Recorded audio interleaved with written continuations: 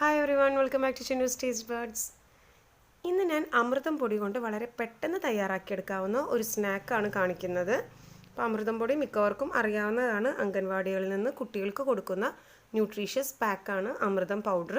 അപ്പോൾ അത് ഒരു പാക്കറ്റാണ് ഞാനിവിടെ എടുത്തിട്ടുള്ളത്. 1/2 കിലോയുടെ ഒരു പാക്കറ്റ്. നമുക്ക് ആദ്യമേ ഒരു ഉരുളിയിലേക്ക് ആഡ് ചെയ്ത് കൊടുക്കാം.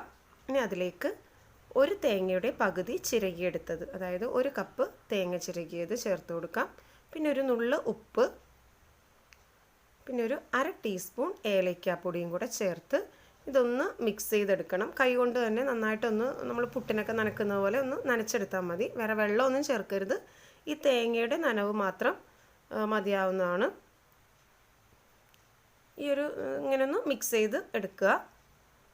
ഒരുപാട് ബലം പിടിച്ച് മിക്സ് ചെയ്യരുത്. നമ്മൾ പുട്ടിന് നനക്കുന്ന ആ ഒരു രീതിയിൽ വേണം ഈ തേങ്ങയും അമൃതം പൊടിയും കൂടെ മിക്സ് ചെയ്തെടുക്കാനായിട്ട്.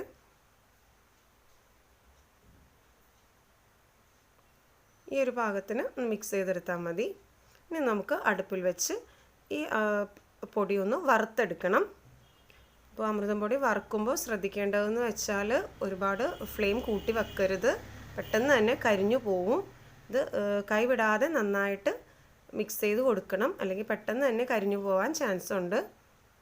അപ്പോൾ നമ്മളിത് ആദ്യമേ കൈകൊണ്ട് തിരുമ്മി കുഴച്ചതിന് ശേഷം വേണം ഈ അമൃതം പൊടിയുടേത് ഫ്ലെയിം ഓണാക്കാനായിട്ട്, ഗ്യാസിൻ്റെ ഫ്ലെയിം ഓണാക്കാൻ. ഇപ്പോൾ തന്നെ നിറം ഒന്ന് മാറി വന്നിട്ടുണ്ട്.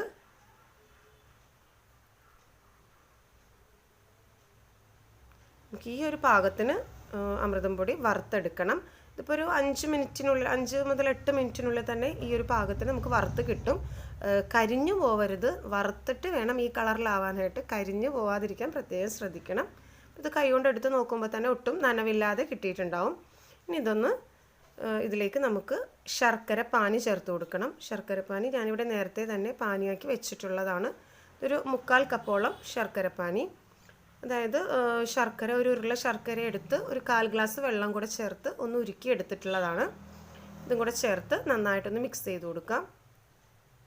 ശർക്കരപ്പാനി നമുക്ക് കുറേശ്ശെ ആഡ് ചെയ്ത് കൊടുക്കാം, ആവശ്യം അനുസരിച്ച് ആഡ് ചെയ്ത് കൊടുക്കാം. ഞാനിവിടെ 1 കപ്പ് എടുത്തിട്ടുണ്ട്, പക്ഷേ 1/4 കപ്പോളം മാത്രമേ ഞാനിതിൽ ചേർത്തിട്ടുള്ളൂ.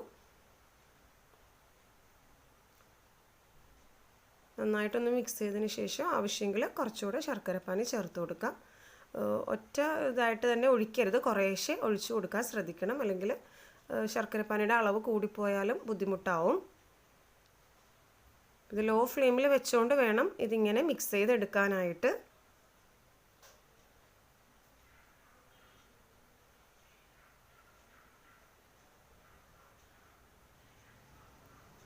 ഇത് നമുക്ക് ഉരുട്ടിയെടുക്കാൻ പാകത്തിനായിട്ടുണ്ട്.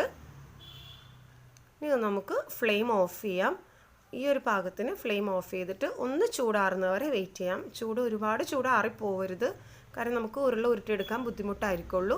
ചെറിയ ചൂടിന് തന്നെ നമുക്ക് ബോൾസാക്കി എടുക്കാം. ഇതിപ്പോൾ ചെറിയ ചൂട് ആയിട്ടുണ്ട്.